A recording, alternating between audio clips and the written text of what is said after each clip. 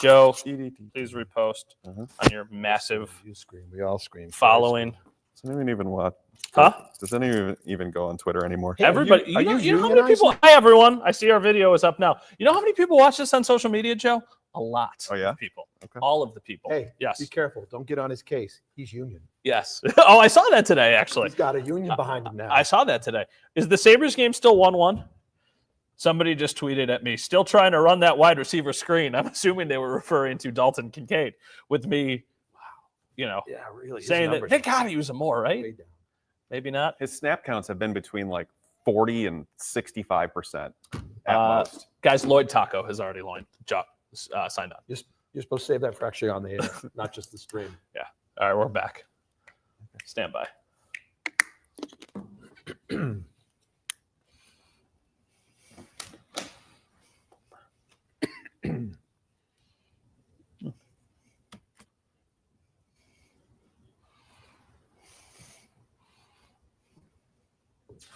All right, welcome to the second half hour of Leading the Charge. And as I say, welcome to the second half hour. And look at the clock. We're 6 minutes into the second half an hour. My bad on brand for on you. timing things. That's I was going to say. Yeah. That is very much on brand. Right, I was going to say. We really cater to the people that we have here. We're streaming online. Obviously, if you're watching us on TV, we hope you continue with us for the next 24 minutes or so. It's the Bills. It's the Broncos. As the games are playing out yesterday and we find out it's Denver, what were your initial thoughts of, okay, it's the Broncos coming to town. This is who the Bills got to beat in the wild card to get to where they're trying to go. You think it's a good matchup for the Bills? You think it's a little concerning? Or do you think like, whoa, this is a really tough one?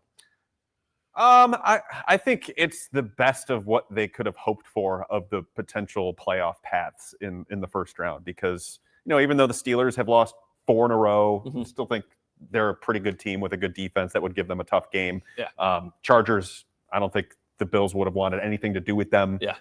Bengals certainly on a heater, went from 4-8 to 9-8. Yeah. Joe Burrow just throwing a passing touchdown every play basically to Jamar Chase. And the Dolphins, it's very tough to beat a team 3 times in a row within one season. So I think with the Broncos getting a rookie quarterback, getting a team that is kind of punching above their weight this year and defying some of their expectations from early in the season, I think that to me, it's a potential like maybe mini trap if you don't take them too lightly, which is why I think Sean McDermott really took a big.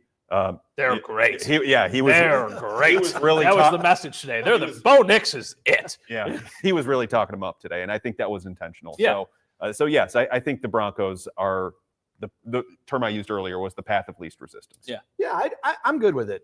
Like I said, my number one goal going into the weekend was just not Cincinnati. Mm-hmm. And then they won, so I was a little bit nervous. But, man, once I started watching them – sorry, I didn't mean to drool on myself. But once I started watching the Broncos-Chiefs game, I mean, I don't know who was playing for Kansas City, but holy smokes. I think it was a high school team. Yeah. So you knew after the first quarter it was going to be Denver. The only thing that I thought twice about with Miami is how bad – well, first off, you wouldn't have known if Tua was going to play or not if it was Huntley. The Bills played Skylar Thompson a few years ago.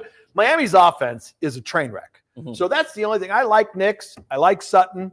I think they have a good offensive line. I think there's some good pieces. That's the only thing I thought of, Matt, is that Miami was really just a mess towards the end of the season, and now some of their stars are asking out. That's the only moment I thought, maybe, but I think this is a good matchup. What I think that I'm struggling with a little bit is that I was watching the games yesterday. We talked about this when you got here today.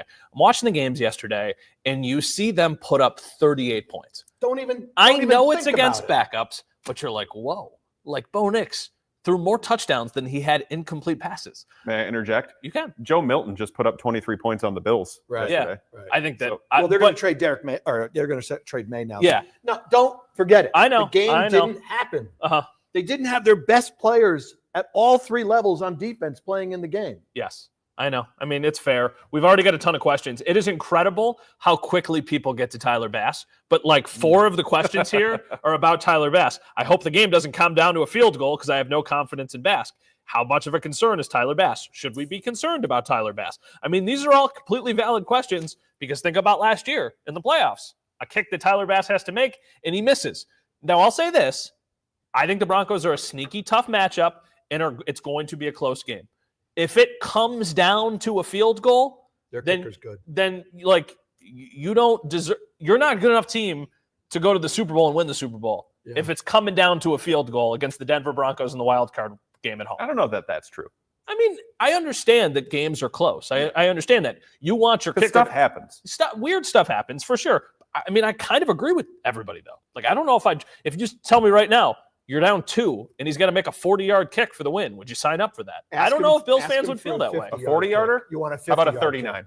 No, he's right. I didn't even look at his stats. I looked at his stats today. First off, his field goals this year is exactly the same as last year, 24 of 29. But if you look at his numbers, his 40 to 49, it's the worst percentage of his career. He was 7 of 11. Yeah. He was 4 of 4, 50 plus. Yeah, because there's no under 40 and 50 and above, you're good. 40 to 49 was his issue throughout the summer. 7 of 11.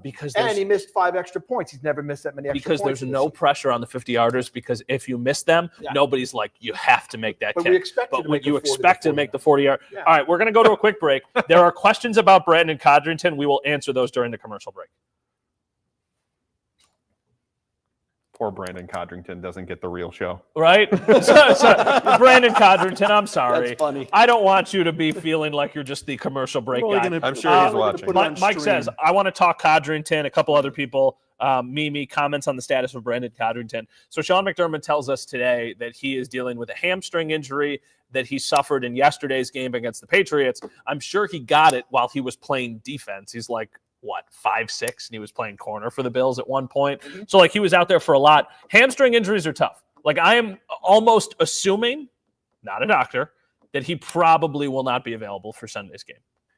That is usually the indication. Hamstring injuries always seem to linger a little bit. Yes, but we have also seen cases with the Bills in the past where they announce a hamstring injury and then they get on the field within the first couple of days of practice throughout the week, and then all of a sudden they're on the It all depends on how bad it was. They probably took him out immediately just because precautionary reasons. Like, if you're feeling, they probably said to all the players, if you are feeling literally anything, tell us and we'll get you out of there. Yeah. So, I mean, that's a good point. That's a good point. Here's the big question. I wouldn't necessarily think he's out. Asking the big question. Who's going to what? If he doesn't play, who's going to return That's what everybody kicks? wants to know.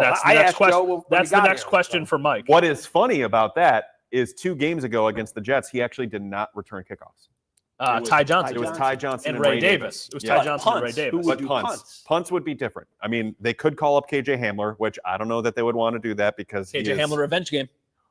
Yes, but also Hamler has really had difficulties bringing in the catches. There's no way that they would do that. Yeah, probably. No way. Probably not. There are some other, like they could probably trust Ty Johnson to do it. There's a veteran safety on their practice squad who, you know what?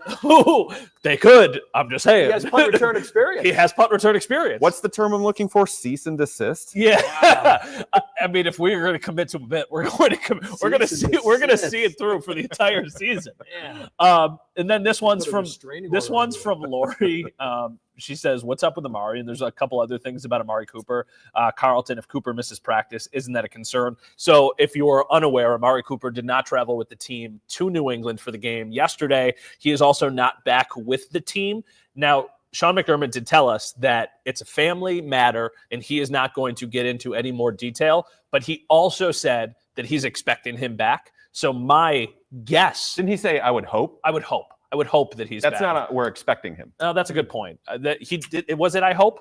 I'm pretty sure. I would hope so. I think is what he said. Yeah. So we'll see how it plays out. Obviously, even speculating on somebody's family stuff is not a way that we're going to go down or coming back on TV. So we'll see.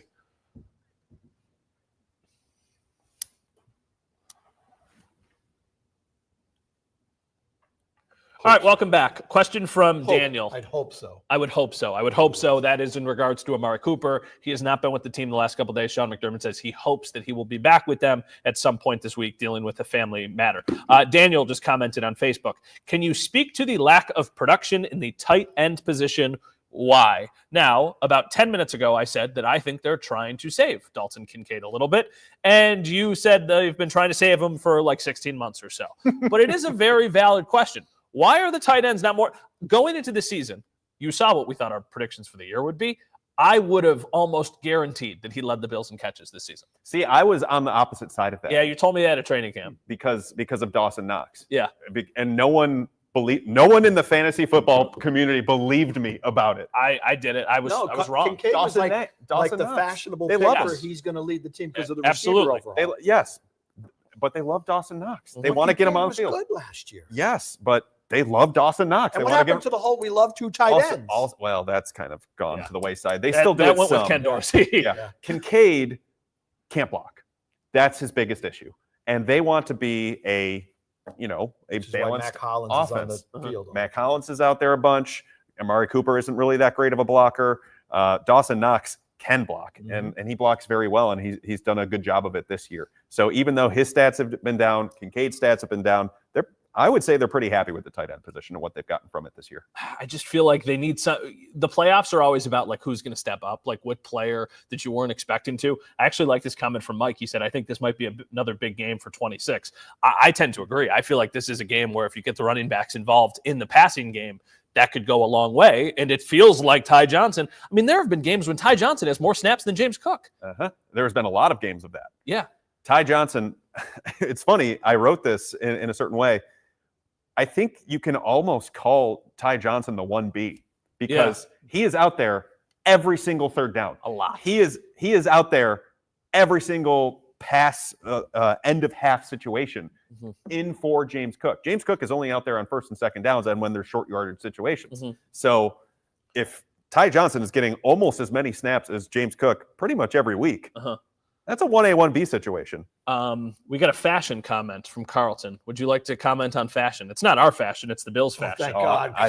It says, I thought for sure. Please don't wear the white jerseys anymore. Winless in the whites this year. I haven't fact-checked that if that's true.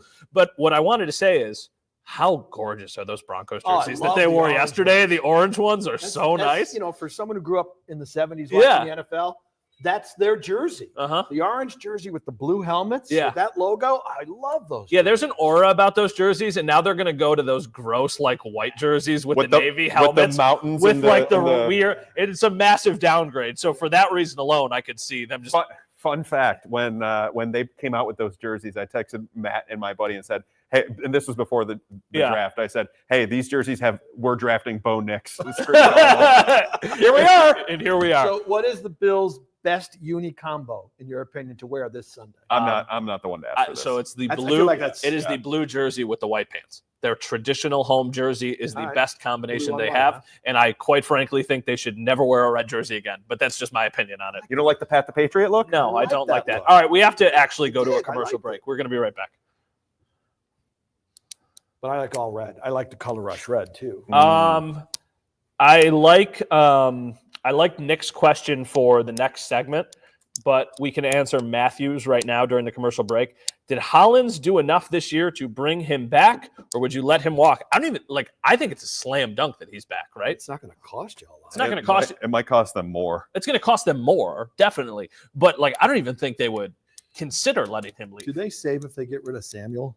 No. That's the problem with Curtis Samuel right now. Well, I thought you could have used some of that. Here's what I think is going to happen. Pay cut. By the way, Ty Johnson's a free agent too. Yeah, they're going to keep him. Ty Johnson's gone. Pay cut. He's gone. I don't think they would keep him. Like if his market is a little bit above, then why would you spend at the running back position when you just found Cook Ty Johnson? Davis. Yeah. I mean, I guess, but they also really like Ray Davis. So Samuel, he's going to be here because it doesn't make sense. I would think so. I think it's going to be a pay cut and keep situation. Kind of like what they did with Tim Settle. Remember him? At this him? point, Cooper's not coming back, right? I wouldn't go there. You think he'd re-sign here, or they re-sign him? Why not? He's going to try and get pretty sizable. I don't think he will. He's made so much money. I think he would want to stay with a team that's good at this point in his career. They don't even use him that He has not surpassed 60% of snaps once. Yeah, that's who? Amari Cooper? Yep. Maybe until the playoffs. See, I thought that's the guy. Honest to God, maybe until the playoffs. I thought today they're saving Cooper for the playoffs. They've been holding him back for the playoffs. I'm not sure that they are. Well, that's why the Kincaid discussion was interesting. Why would you change things up so dramatically when you go to the playoffs? We have months to talk about this, so I don't want to get ahead of ourselves, but off-season talk is so much fun. And there are so many different things that we can dive into. Possibilities are endless. The wide receiver position, once again, is probably, besides edge rusher, is going to be the thing that we spend a ton of time talking about. defensive tackle is a big one. Technique defensive tackle, that's fair. Edge rusher. They need guys who can get after the quarterback. Sneaky one, corner. Why, you think they'd let Russell walk? Is Russell Douglas back? He's up there in age. Yeah, 31. I mean, that's fair. 31 looking for a contract. You know what my crazy spicy hot Bills offseason take is? And the answer is not even. I saw your tweet on it, and I'm like, you don't think that that's possible? I'm not saying that it's not. Well, Myles Garrett would be like the pie in the sky. I think Max Crosby makes a ton of sense. Really? I think that if they're going to try and get he might cost just as much. Oh, yeah, for sure. I mean, he's costing off first and a second, I will say, at minimum. To your point, Max Crosby, they loved him pre-draft. He's a dude. Plus, man. Don't forget, Rousseau's in his 5th-year option. You're going to extend him at some point, I don't think I would. So then you're going to take whatever money you Is that crazy? And the Greg Rousseau thing is a fascinating conversation for a different day. It's the Tremaine Edmonds conversation. So you'd be swapping the money out for somebody else. I mean, Greg Rousseau at a more valuable position. Sure. All right, 15 seconds. Let's hope we don't have to get to off-season discussions for a little while. Yeah. I don't mind it. I know. I love the offseason. All right, welcome back. I said that I was going to save Nick's question for the next segment, so here we go. What are the keys, both on offense and defense, to get a win in Sunday's game? Now, I know you haven't watched the tape yet. Thank you. But I do want, just in general terms, like, is there a thing that you think could be the difference maker for the Bills, or a reason that they should be concerned? Should I do the stat again? Third down defense. Third down defense is the reason you're concerned. Okay. Obviously. That's good. You can do that. The third down defense it needs to be in check for them. If they want to keep the Broncos out of it completely, it's something that they need to rectify, because over their last 4 games that have mattered, Patriots, this past game notwithstanding, they have allowed 9.9 yards per attempt on 35 attempts on third downs against the Rams, Lions, Patriots, and Jets from weeks 14 through 17. 9.9 yards per attempt. That's not 9.9 yards per completion. Yeah. That's including the incompletions. Yeah, that's pretty crazy. Anything particular you want to point to? Yes. Offensive line, as Joe has pointed out numerous times, has had an outstanding season. You better continue that Sunday at 1. Josh Allen is going to be under siege. Nick Bonito has 13.5 sacks. Jonathan Cooper, 10.5 sacks. Zach Allen, 8.5 sacks. John Franklin Myers, who you might remember from the Jets, 7 sacks. They have 63 sacks. They have about a 40% pressure rate. They get after quarterbacks. They can destroy people. You got to make sure you give Josh Allen time to throw the ball. Of course, we know Josh can avoid sacks anyway. He's really good at it. But that, to me, is what I'd be worried about. Their defensive front, pass rush against the Bills. Yeah, it's interesting because it's a great unit going up against a great unit. But the one thing that I keep thinking too, I'm obviously, and the season is the evidence here, I'm much more confident in the Bills offense than I am in the Bills defense. Oh, yeah. They've got Josh Allen as their quarterback. Yep. But the line played really well. Broncos, they get after the quarterback. Bills are good at not letting you get, to them and play some man coverage. And it's like, okay, you want to play man coverage on Josh Allen? And they did play the third highest percentage of man coverage this season. You remember when we were getting ready for the Jaguars game because it was on Channel 7, we had like a pregame show and we were talking about man coverage, and it's like, hey, you really sure you want to play man coverage against the Bills? And they did. They did. And they scored 30. I'm not saying this will happen, but the Bills scored 35 points in the first half of that game. I mean, that's the X factor, right? Denver has good corner. Right. They do. Pat Surtain is maybe the best defensive player in the NFL. But what we see from Josh Allen in the playoffs, we've seen it a little bit more this year, kind of sooner. It's like, you want to play man coverage? You want to turn your back? Josh going to go. He's going to run. And then you're going to be giving up 8-9 yards of carry to the Bills quarterback, and he's going to keep on doing it until you stop. And then the minute you stop, he's going to be like, all right, Khalil Shakir, 7-yard gain. Boom. So it's interesting because stylistically it's a pretty unique matchup for the Bills. But obviously, they're a playoff team, so they're good. All right, we got one segment left. We're going to take a quick break on the TV side of things, answer a couple more questions, and we'll be right back. Let's see. All right. Okay. All right. Anything else you guys want to talk about? We get a lot of questions, but a lot of them feel like they would be a little bit too long to dive into. We talked about Codrington. We talked about everything. We covered safeties, third down. We covered Bass. What was your X factor? You said it was going to be Milano and Greg Rousseau? Yeah. Not for this game specifically, but for like the playoffs in general. Yeah, they're like big swing players in my opinion. Yeah. Well, is there any chance we see Cole Bishop in any capacity? Sure. I mean, Sean kind of poured cold water on that, though. He said tomorrow's the starter. So, I mean, DeMar played like every snap yesterday, which was, I think that piqued the interests of some people. But how would they even use Cole Bishop? Like in the Cam Lewis role? No. Cam Lewis has the Cam Lewis role. If DeMar struggles, if he's hesitant to react, I think that's been my biggest issue with his game all year is that he doesn't take enough chances that make safety play great. Mm-hmm. He's safe. Yeah. And that's why they like what they've gotten out of him, because they know he's going to be where he's supposed to be. Mm-hmm. But sometimes you have to risk it as a safety. You have to be instinctive. It's one of the biggest things about that position. And perfect example, Cole Bishop against the Patriots in this one. And not to say he had a perfect game, because he missed a couple tackles too. But Cole Bishop, there was one play where Milton went down to the read, which was the running back in the flat, and the running back turned up the field to go down the field. Cole Bishop, he read the play and he broke it up. Recognizes it, sees him, goes to the running back, starts to run with him, and then breaks it up right at the catch point in the end zone. We have a ton of people watching the show. I didn't mean to cut you off. That number Playoffs. is crazy. Playoffs, baby. Yep. All right, more Cole Bishop. There's a good question here from John. This is where we're gonna end with.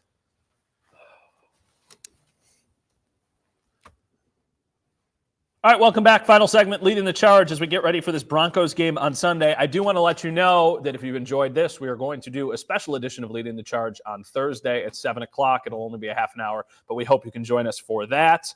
What player is the biggest difference maker for the game on Sunday besides Josh Allen? So you said you talked about the playoffs as a whole, Matt Milano, Greg Rousseau. Yeah. Anybody you want to highlight specifically for this game? Probably Rousseau, honestly, just because I think if you can get pressure on Bo Nix, he doesn't really do much intermediate throwing. It's Boomer deep or short. Yeah. And I think the Bills and how they approach their defensive structure is wanting to get you to throw it underneath, pass funneling underneath so they can go out and tackle. So if they can get some pressure on Bo Nix with Greg Rousseau, then I think that will go a long way. I know what you said about Ty Johnson, but I'm still going to go with James Cook as an X factor. Yeah. I mean, Josh is obvious. I don't know that there's anybody in the receiving corps you'd say, Shakir or Coleman, whoever is going to jump out and have a monster game. That's really not who that group is. Yeah. I'll say James Cook. I am very interested in playoff Christian Benford. I feel like Christian Benford is so good, and now not getting like the Pro Bowl recognition that we thought he might get. That dude already has a chip on his shoulder. I feel like we might see some really exceptional play. He also had a week of rest too. Yeah, we got time. We got to go. Thank you so much for watching this episode of Leading the Charge.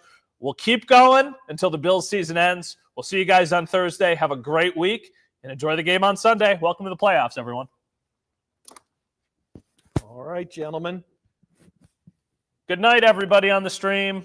Say bye.